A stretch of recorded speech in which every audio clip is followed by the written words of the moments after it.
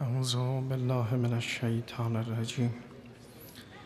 بسم الله الرحمن الرحیم. ولا حول ولا قوة الا بالله العلی العظیم. و صلی اللهم علی سیدنا محمد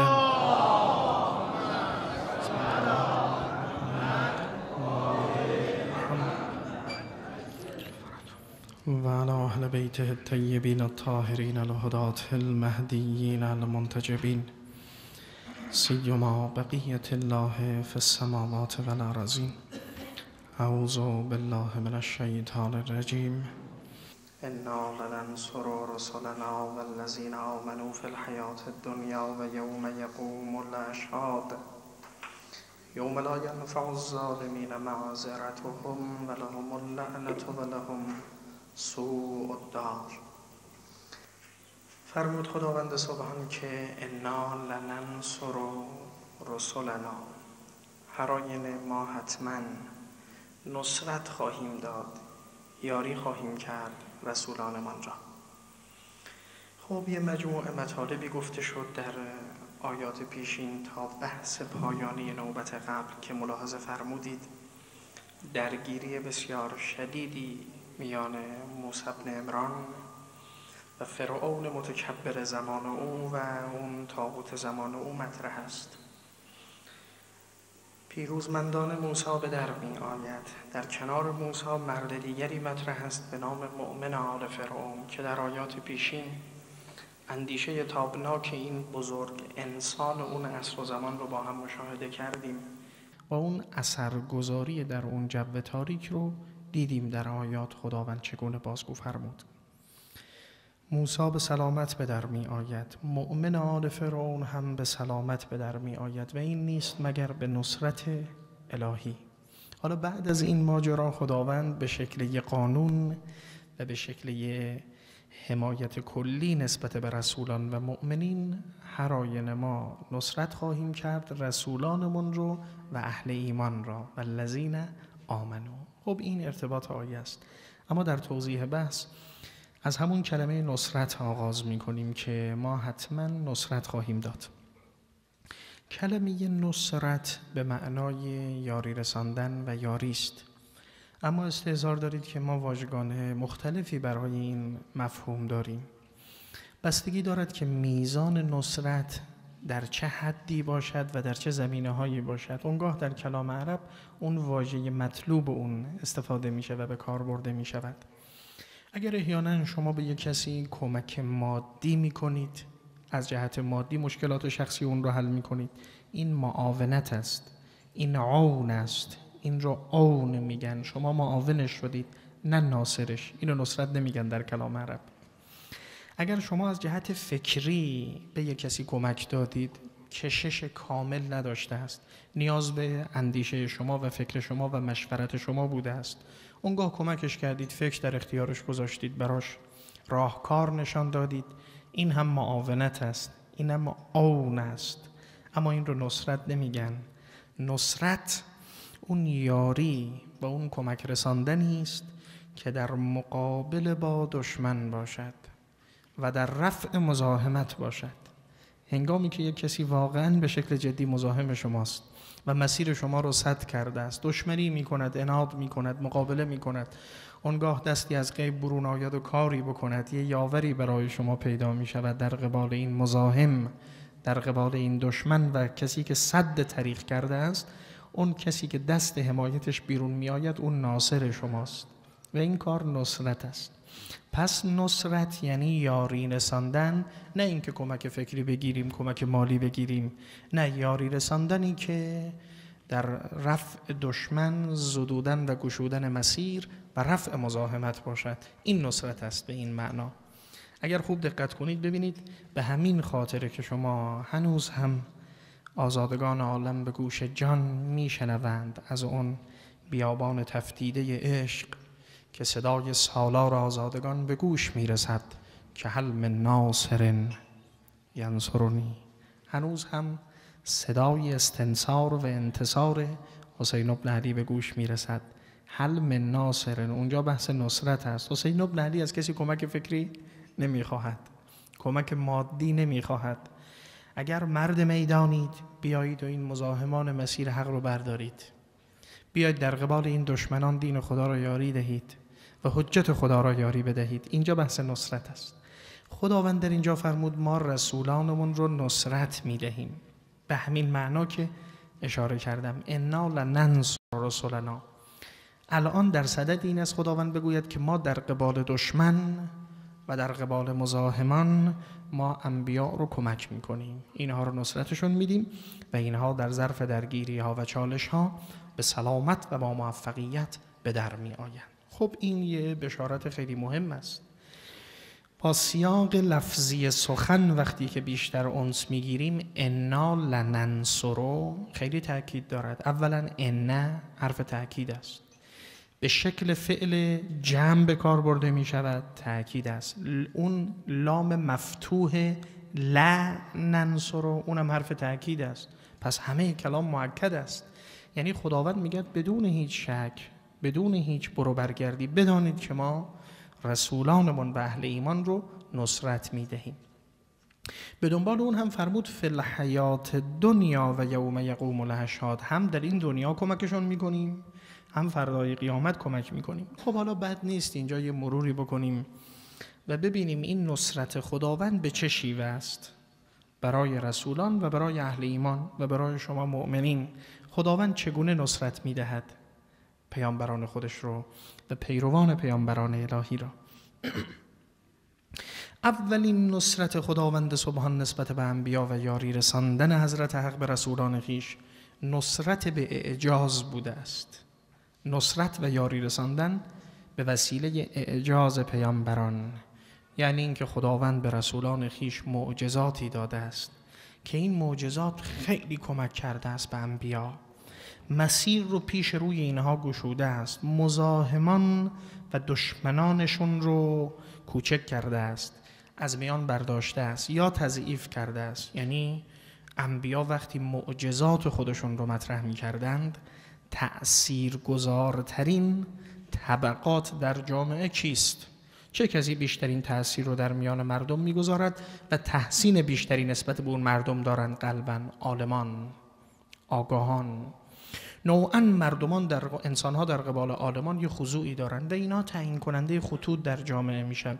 حالا ممکنه این عالمان علوم معنوی باشند، ممکنه علوم مادی باشند، فرقی نمی کند. تأثیرگذاری یه عالم، شما تصور کنید انیشتن تا امروز تو زندگی ما چقدر تأثیر گذاشته است با نسبیتش و چقدر داره تأثیر میگذاره و روز به روز که میگذرد ببینید این تأثیرگذاری چه بیشتر میشود. این تأثیرگذاری یه عالم آلمانی سوئیسی تبار یهودی است که عضو میهمان کالج سلطنتی انگلستان هم میشود. این تأثیرگذاری چنین کسی تا امروز تو زندگی بشریت است. یا عالم تأثیرگذار است در زندگی انسانها، حال چه دانش او مادی باشد چه دانش معنوی باشد، فرقی نمی کند. انبیا وقتی معجزات خودشون رو مطرح می کردن بیشترین تأثیر و گفتمان رو با عالمان داشتن و اونها هم بیشترین تأثیر رو در جامعه و مردم. این نصرت خدا به پیامبران بود. خدا از طریق معجزه انبیا رو کمک می کرد. یعنی اینها معجزاتی عرضه می کردن که صاحبان فکر رو خاضع می کرد، تسلیم می کرد، متأثر می کرد و اینها در بقیه اقشار تأثیر گذار می شدند و اونها رو فالقی السحرة ساجدین قالوا آمنا برب موسی و هارون. وقتی ساحران دست پرورده نظام فرعونی اون گونه ادعای تسلیم نسبت به خدای موسی و هارون میکنن و از عمق وجود تسلیم میشوند، بیشترین اثرگذاری رو بر فرهنگ مردم مصر اینها دارن و اینها که جاده صاف کنه تعالیم موسی و موسوی میشن و این حقیقت بزرگی بوده است که در طول تاریخ بوده است. تاثیرگذاری خیلی از به اصطلاح ایمان شاعران، ادیبان و خیلی فرهیختگان جاهلیت در همون حد خودشون، با همون حد فرهنگ جاهلی خودشون، در ایمان جماعات مختلف به نبی مکرم اسلام بسیار چشمگیر و غیر قابل انکار بود. این یک نصرت. نصرت دوم خداوند نسبت به انبیا نصرت به برهان بوده است، یعنی اون محتوای غنی شریعت و وحی که خداوند به انبیا داده است و تعلیم نموده است. اینها آموزه هایی دارند که فرابشری است. اینها یه دانشی دارند، یه مطالبی رو در قالب وحی، یه بینش‌هایی و راهکارهایی رو خداوند به اینها تعلیم داده است که این نتیجه یه تجربه انسانی نیست که بخواد تو این مدرسه و تو این دانشگاه و تو این کالج و تو این عرض به مجموعه علمی بررسی بشه، تحلیل بشه، نقد بشه، آنالیز. نه، این نیست. خداوند یه دانش سره، یه علم خالص، یه حکمت رو به انبیاء الهی در قالب وحی داده است. لذا اینها آنچه میگویند نقض ندارد، سخن آخر است. ممکنه امروز بشر قبول نکنه، فرداها قبول میکند. این اطمینان قلبی همه موحدان و عالمان به قرآن و علوم قرآنی است عزیزان. اونایی که قرآن رو میفهمن مطمئنند که بشریت به آیه این قرآن عمل خواهد کرد. همه دنیا به آیه این قرآن عمل خواهد کرد. به تمام وعده های این قرآن عمل میکنه بشریت، ولو امروز عمل نکند، جبهه بگیرد، مقابله کند، اما دیری نخواهد کشید که این قرآن حاکمیت خودش رو بر کل جهان و بر کل هستی نشان خواهد داد. چون حقیقتی است که بشر چاره‌ای ندارد جز این که به سوی این علم ناب برود. همه امتحان خودشون دادند، همه امتحان خودشون رو میدهند. دانش‌های بشری به ضعف و عجز خودشون پی خواهند برد. اونگاه نوبت حکمت الهی می شود که ساز قرآن را نواها باقی است. محفل ما بیمه و بی ساقی است. ما نتوانستیم ساز قرآن رو جهانی کنیم، اما صاحب قرآن این کار رو خواهد کرد. مهدی فاطمه این کار رو خواهد کرد و دیده خواهد شد. پس یک دوم برهان این هاست، اون حجت و برهان قوی که انبیاء الهی دارند موجب میشه که اینها پیروز میشند، اینها نصرت پیدا میکنند. این جمله رو از نبی مکرم شنیدید همتون که الاسلام یعلو ولا یعلا علیه. اسلام عالی است و از اون فراتر وجود ندارد. یا در کریمه مبارکه در قرآن میخوانید آیه شریفه ولن یجعل الله للکافرین علی المسلمین سبیلا یا علی المؤمنین سبیلا. مسلمین باید باشه، آیه اشتباه نکنم، غلط نخونم آیه رو. خداوند برای کافرین نسبت به اهل ایمان تسلط قرار نداده است. و ما نگاه میکنیم تسلط رو داریم میبینیم اطراف خودمون، داریم تو دنیای امروز این سلطه ها رو میبینیم. این کدوم سلطه است؟ اینی که الاسلام و یعلو ولا یعلا علیه. پیغمبر این کدام علو است؟ همینی که عرض کردم، علو به منطق و برهان است که خیلی قوی تر از تیر و تیغ و شمشیر و توپ و تانگ و انرژی هسته‌ای خواهد بود. خیلی فراتر از آن است. الاسلام و یعلو ولا یعلا علیه. این همان نصرت خداوند نسبت به رسولان، نسبت به انبیا و پیامبران خواهد بود. این دو تا نصرت. یه نصرت سوم اضافه کنیم، حالا چند تایی رو میگم، من زیاد است البته سخن در این باب. از یاری های خدا به انبیایش نصرت به قوت قلب و توان درونی و نیروی برونی، چه انبیا چه پیروان انبیا. یعنی اون آرامش دل، اون قوت قلبی که پیامبران به مقصد و هدفشون داشتن هیچ انسانی نداشته است. اون قدر اینها مطمئن بودن به خاطر تکیهشون بر خداوند، به خاطر و توکل علی الحی الذی لا یموت. اینها محکم و قوی و پایدار حرکت می‌کردند و می‌دانستند که موفق خواهند بود. می‌دانستند که اینها نصرت دارند، می‌دانستند که اینها به مقصد میرسند با اون اطمینانی که به خدا دارند و هیچ بشری این اطمینان رو ندارد به مقصد و هدفش مانندی که انبیا دارند و اهل ایمان دارند. اهل ایمان وقتی باور میکنن ایمان خودشون رو، بعد میدونن که نفوذ پیدا میکنند، جایگاه پیدا میکنند، به مقصد میرسن.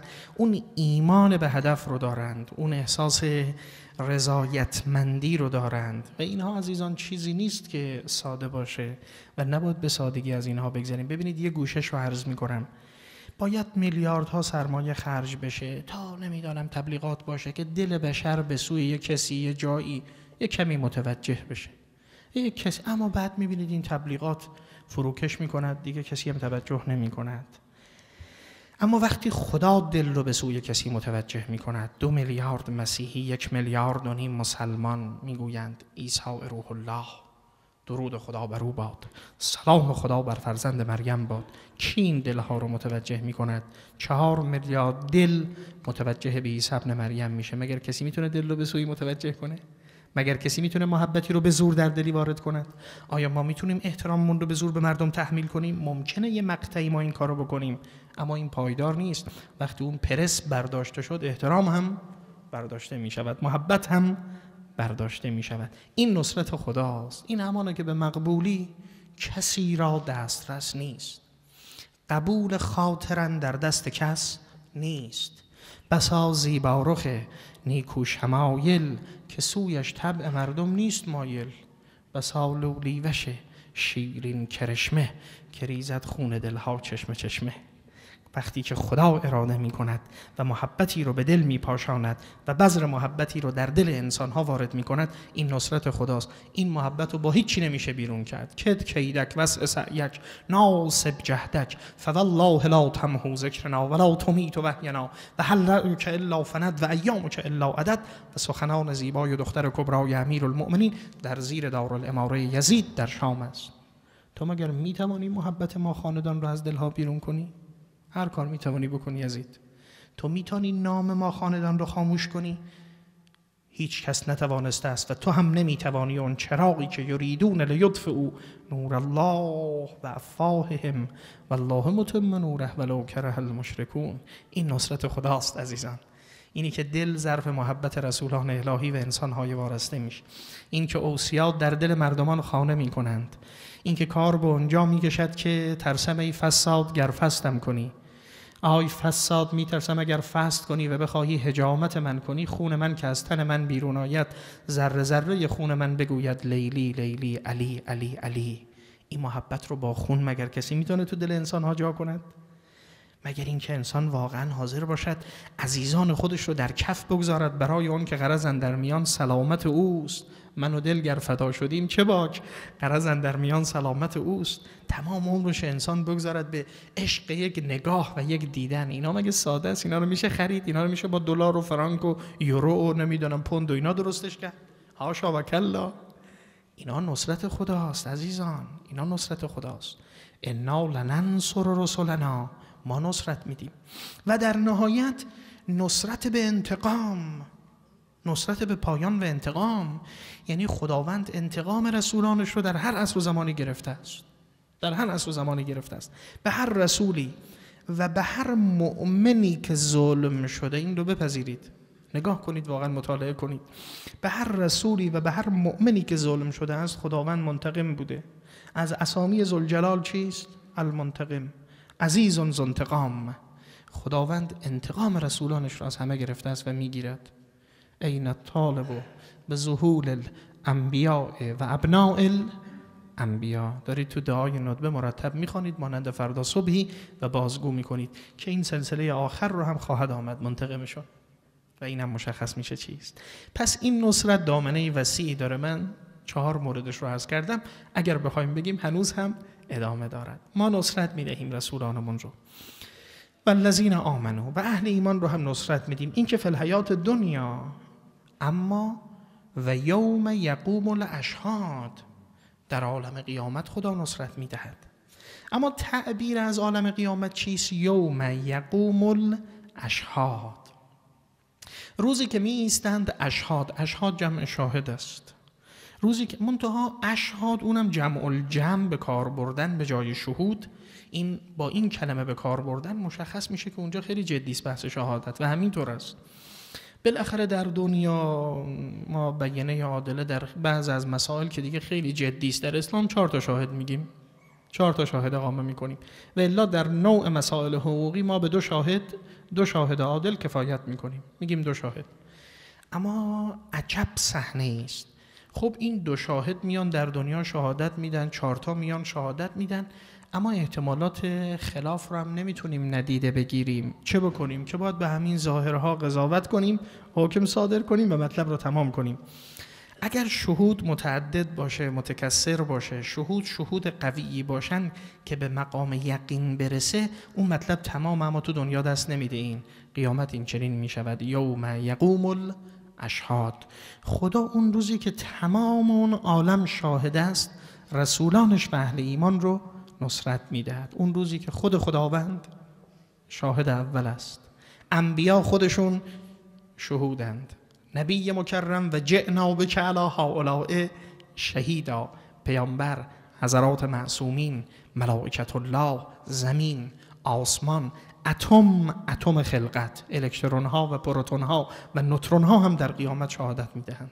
تمام اینها به صریح کلام معصومین و آیات شریفه قرآن شهود الهی در قیامت خواهند بود. این میشه اشهاد.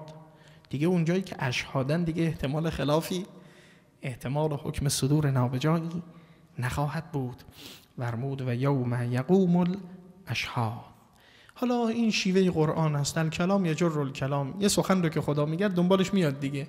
یوم، این عالمی که میگوییم شهدا می ایستند و اونجا رسولان مورد نصرت خدا قرار میگیرند، عالمی است که ضمناً لا ینفع الظالمین معذرتهم.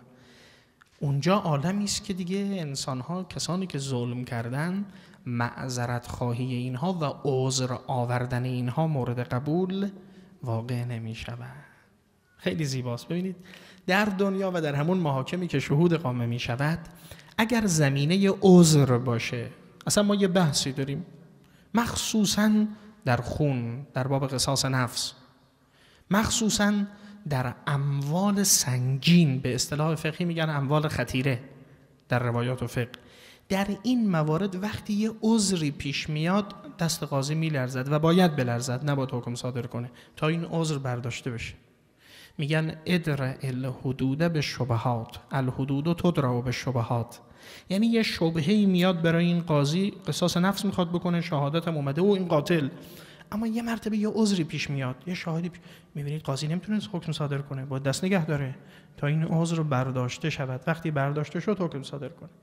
اصلا گاه مواردی پیش میاد تمام اون شروطی که برای قطع دست در اسلام گفته شده است از 18 تا 25 تا تمام شروط حاضر است، اما قاضی نمیتوند حکم کند به قطع این دست. چرا؟ چون در نهایت این سارق میگه جناب قاضی خود شما که میدانید عامل مجاعه بوده است، یعنی سال قحطی بوده و از خیلی خراب بوده من این کارو کردم. قاضی باید قلمش بذاره کنار، بگید بسیار خوب، برید آقا جور دیگه مجازاتش کنید، ما حق صدور و حکم قطع دست رو، انگشتان رو نداریم، این عذر پذیرفته میشه.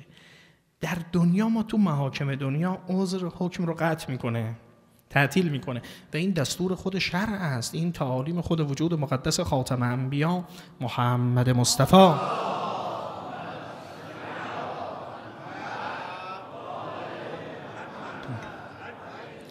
صلوات الله و سلام علیه و اهل بیت است و مکتب این رو میگه. اما یوم لا ینفع الظالمین معذرتهم، اما در قیامت ندیگه، اونجا هیچ عذری وجود ندارد و عذری مقبول نخواهد بود. و لهم اللعنه، ظالمین عذرشون مقبول و مسموع نیست و لعنت خدا بر اینهاست.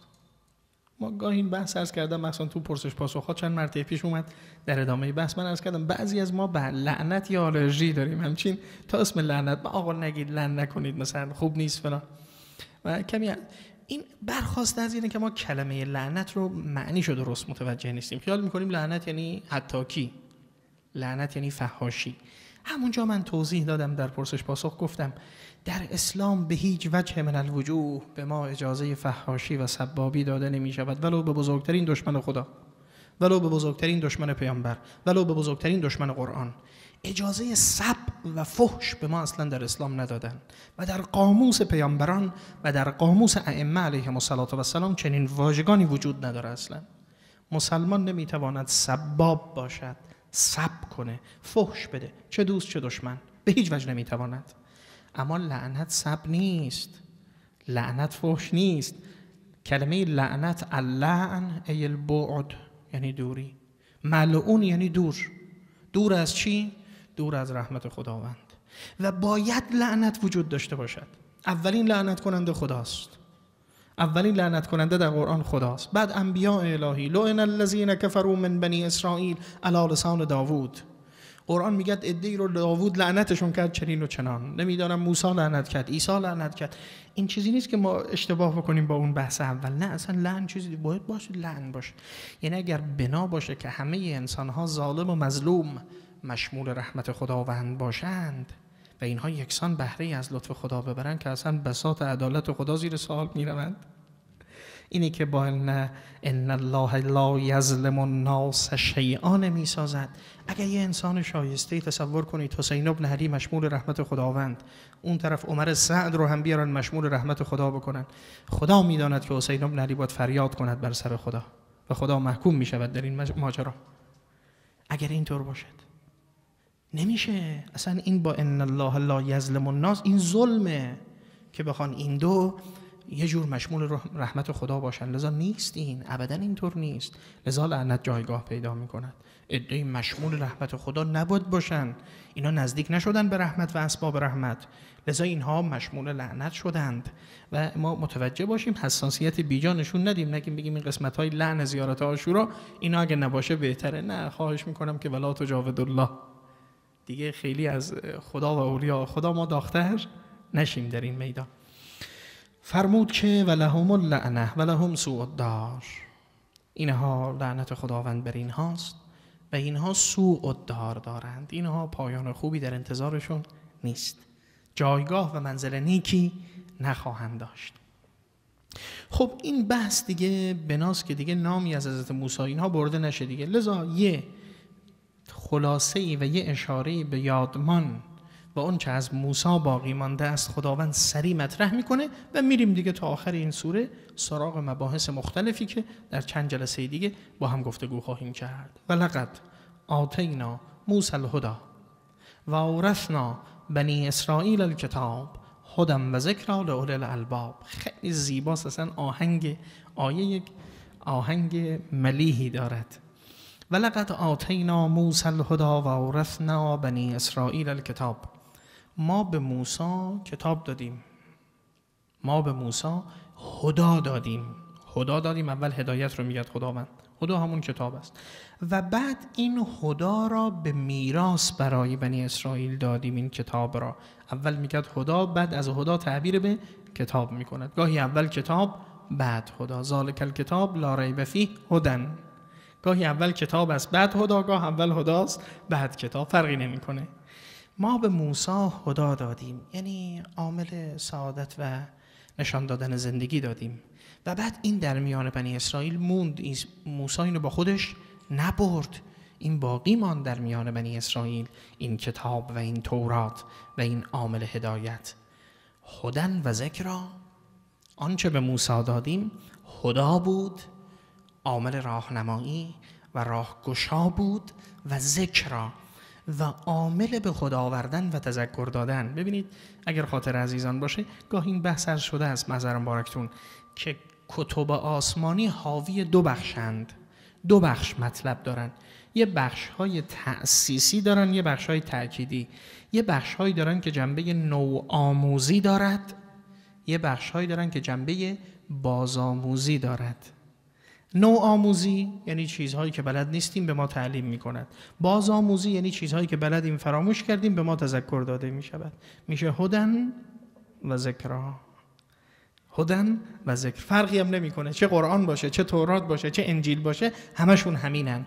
یه بخش‌هایی دارن که نو مطالبشون که جدید دارن آموزش میدن، یه بخش‌هایی است که ما میدانیم اما متاسفانه اوفو بالعقود، آی اهل ایمان به عقدها و پیمانهاتون وفا کنید. خب ما رو نمیدونیم که باید به پیمان وفا کرد، اما غفلت میکنیم. عهد نابستن از آن به که ببندی و نپایی، من ندانستم از اول که تو بی مهر و وفایی. ما متاسفانه بی مهر و وفایی میکنیم، غفلت میکنیم. بذار باید تذکرمون بدن، باید ما رو برگردانن به اون پیمانهای درونیمون، به اون باورهای درونیمون. این تذکر دیگه، این آموزش نیست، تعلیم نیست. پس گاهی هداست، گاهی ذکراست، گاهی تعلیم است، گاهی تذکر است. فرمود تورات هم همینطور، هدی و ذکری. اما یه جمله‌ای میگه که این جمله زیباست، هدی و ذکری لأولی الالباب. من قبل از این که اولی الالباب رو بگم یه توجیه دیگه همینجا رو هدی و ذکری بگم، این که روشن بود تا اینجا. حالا یه معنای دیگه عرض میکنم خدمتتون، یعنی در کنار اون معنا این مکمل معنای اول میشه. عنایت بفرمایید عزیزان، وحی و اون چه خدا برای بشریت فرستاده است، تمام کتاب‌های آسمانی حالت یه دوران آموزش رو برای بشریت دارند. یعنی اون چه ما در ابتدایی می آموزیم در دبستان به بچه هامون و نور چشمی هامون آموزش داده میشه، بدونید به یقین در دوره راهنمایی توی نظام آموزشی فعلی ما در دوره راهنمایی مثقال ذره خلاف اونجا تو دبستان بهشون تعلیم دادیم بهشون آموزش نمیدیم. اگر ما 4 عمل اصلی رو اونجا بهشون یاد دادیم، حالا یک کمی گسترده تر بهشون یاد میدیم تو دوره راهنمایی تو ریاضیشون. اگر یه چیزی از خصوصیات آشنایی با مواد و عناصر تو 5 سال دبستان خوندن، حالا براشون باز میکنیم تو کتاب علومشون یه مقدار این عناصر و خصوصیات اینها رو. یعنی اون چه در دوره راهنمایی تحصیلی میخوانند، این میشه مکمل اون چه در دبستان خواندن، نه معارض اون، مخالفت با اون نداره، اصلا مخالفت نداره. یه چیزهایی است که هم از اون گذشته یادشون میاره و یک مطالب نوعی رو بهشون میگیم. باز تو راهنمایی میان تو دبیرستان، باز تو دبیرستان هر چی داریم میگیم مبسوط‌تر، گسترده‌تر، مفصل‌تر از مدرسه راهنمایی است. یه چیزهای نوعی اضافه میشه به اون دانستنی‌های قبلیشون، اینها رو باز تکمیل میکنیم. حالا موفق شدن از دبیرستان بالاتر اومدن پا به تحصیلات عالیه گذاشتن، اومدن دانشگاه. حالا در دانشگاه شما یه افقهای نوعی رو باز اساتید معظم و بزرگوار برای دانشجوهاشون باز میکنن. یعنی اون چه در دبیرستان خواندند، اون بیس ها و اساس ها تکمیل شده، حالا معلم و استاد در دانشگاه بر اون اساس گسترش بیشتری در دانش ایجاد میکند. دقیقاً این اون چه خدمتتون عرض میکنم، این سیر کار وحی الهی است. یعنی وحی های الهی همین حالت رو داشتن. هیچ وحی که نازل می شود و نازل می شد با سخنان پیشین و وحی پیشین مثقال ذره معارضه و خلاف ندارد. اون چه در اون دیده می شود همان است و اضافه بر آن. همون مطالب است، افسوده، تکمیل شده، مبسوط، گسترش یافته. لذا طبعا اگر شما ببینید انجیل با تورات معارضه داره، باید بگید لعنت خدا بر اون دست تطاولگر، غارتگر تحریف که دامن تورات رو دست زده است که با انجیل سازگاری ندارد.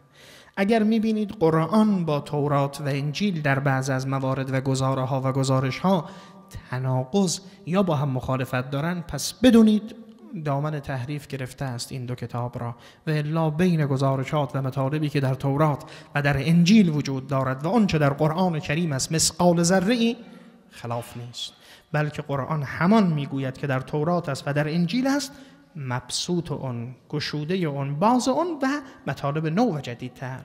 دقیقاً این بحثی که عرض میکنم میشه هدن و ذکرا. یعنی تمام وحی‌های آسمانی یه هدایند و یه ذکرا هستند. ذکراشون اون بحث‌های قبلی است، وحی‌های قبلی است و هدا اون بخش‌های نویه که افسوده میشه و اضافه میشه. خب پس این هم معنایی که در کنار معنای اول زیباست. اما یه چیز باقی موند. فرمود این تورات که بر موسی نازل شد، قرآن هم همینطور، این هداست، یعنی نوآموزی میکند، راه رو باز میکند، عملاً شیوه زندگی تعلیم میکند، بعد ذکر را به خود میارد، انسانها را تذکرشون میدهد.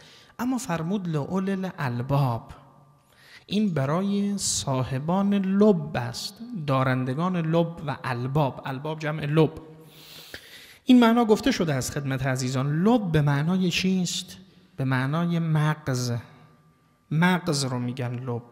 یعنی شما نمیدونم عرض به خدمتون بادام را میرید تو شهریور ماه، بادام سر درخت میبینید، این پوست برگشته، پوست سبز، از درخت میکنید و با دستتون پوست رو جدا میکنید و سنگ رو ور میدارید و چشم باغبان رو دور میبینید، میزنید.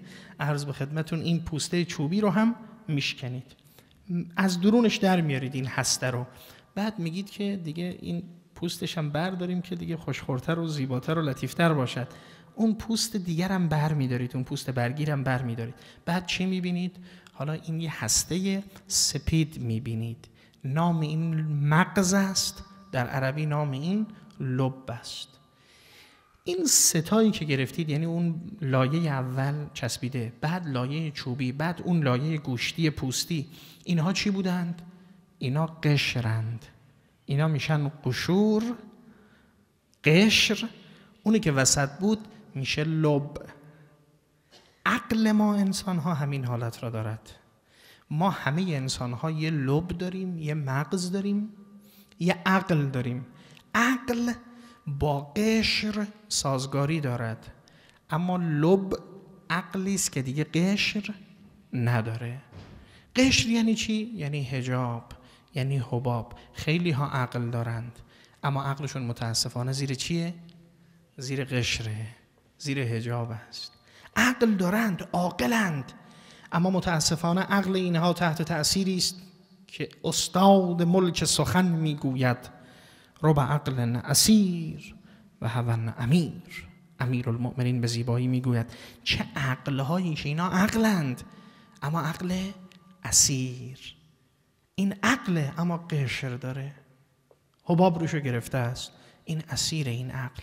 عقل آزاداندیشی نداره، توی یه کانال خاصی میبینه چون قشر روشو گرفته. درسته. حالا این قشر ممکنه چی باشه؟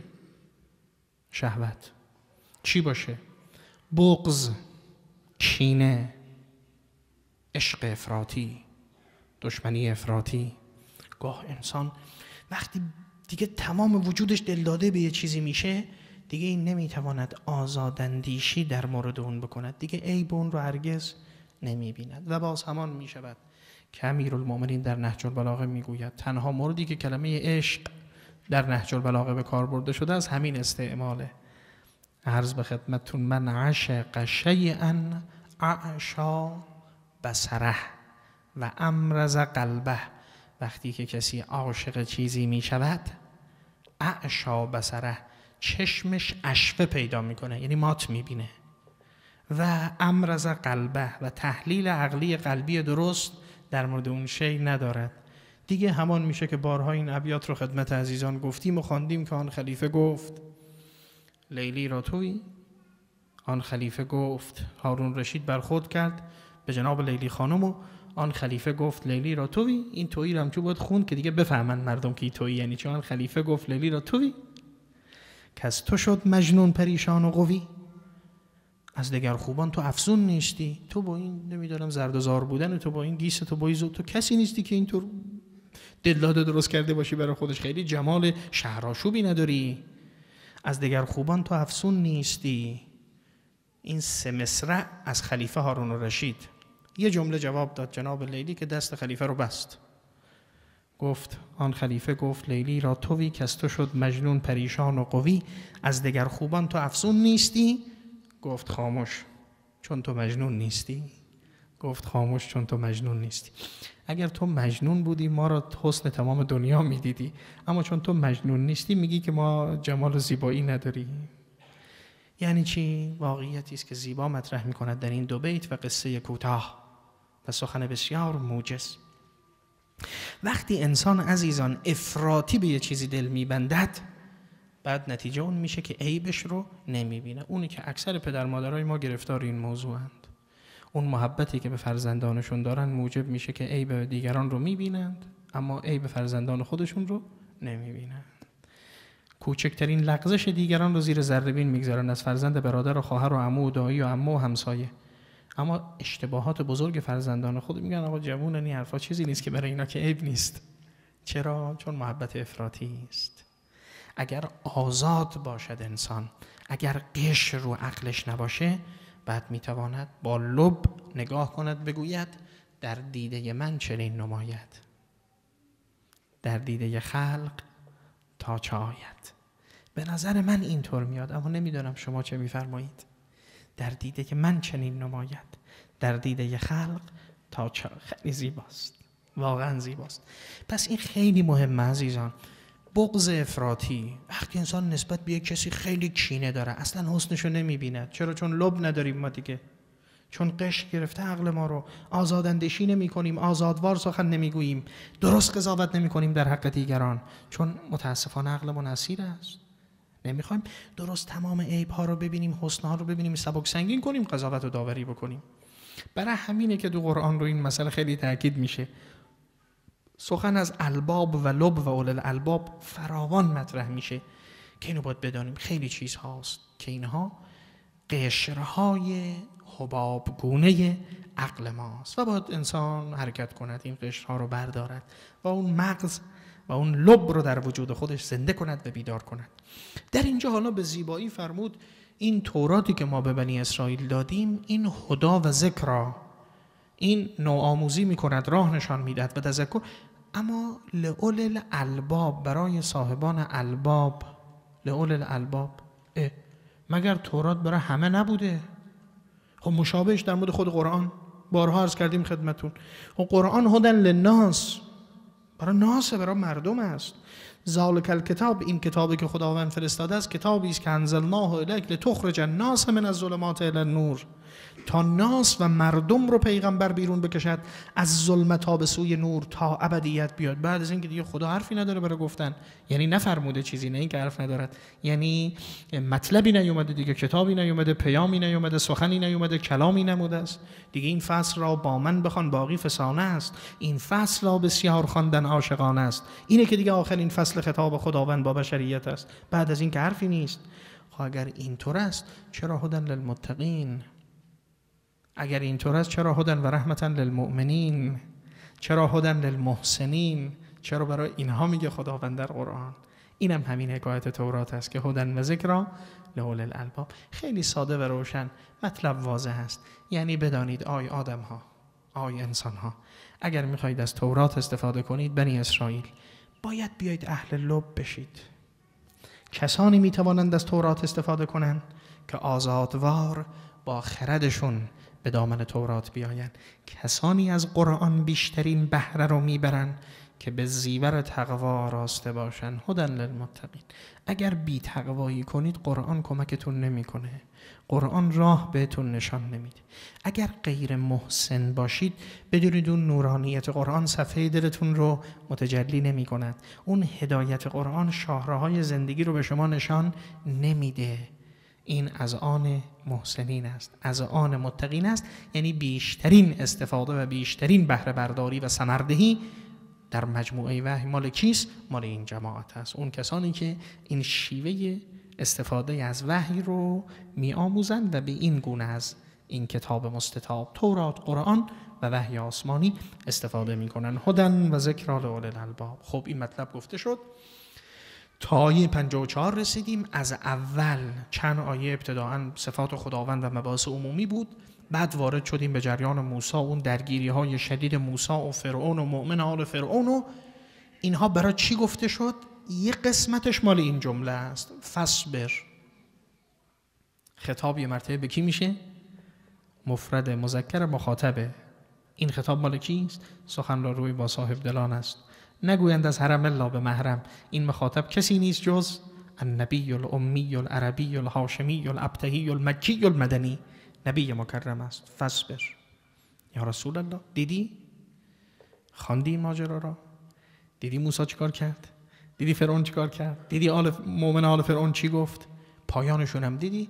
پس بنابراین خیلی آرام، خیلی صبور، شکیبا و بردبار منتظر باش که سنت خداوند همان است در مورد تو که در مورد موسی هم عمل شد. فصبر ان وعد الله حق. هیچ نگران نباش یا رسول الله، شکیبایی، بردباری و بدان که وعده خداوند حق است. فصبر ان وعد الله حق واستغفر لذنبک. اینجا یه قدری کار دشوار میشه. صبر کن یا رسول الله، صبر کن. بعد فاستغفر لذنبک، در این حال برای ذنبت و گناهت هم استغفار کن. پناه به خدا میبریم. این چی شد؟ ما توقع شنیدن چنین سخنی رو در مورد پیغمبر از هر کی میگفتید باورمون میشد، اما از پیغمبر باورمون نمیشه. فاستغفر لذنبک. این چه ذنبی است، این چه گناهی است، این چه استغفاری است که پیغمبر باید داشته باشه. بسیار بسیار بحث ظریف و لطیفی است که باید ان شاء الله با مجال گسترده تر و بیشتر در نوبت آینده خدمت دوستان بحث رو مطرح کنم. دیگه گفت زمان قسمت اول بحث تموم شد. ان شاء الله چون بحث مهمی است میگذارم برای نوبت آینده و گفتگوی بعد که با دوستان در میان خواهیم نهاد. خداوند سبحان دلهامون به نورانیت قرآن منور و مزین بگرداند. دست ما رو از دامن قرآن به اطرت کوتاه مگرداند. توفیق بهره برداری و فهم بیشتر از کتابش رو نصیب و روزی ما بفرماید. صلوات نت بفرمایید.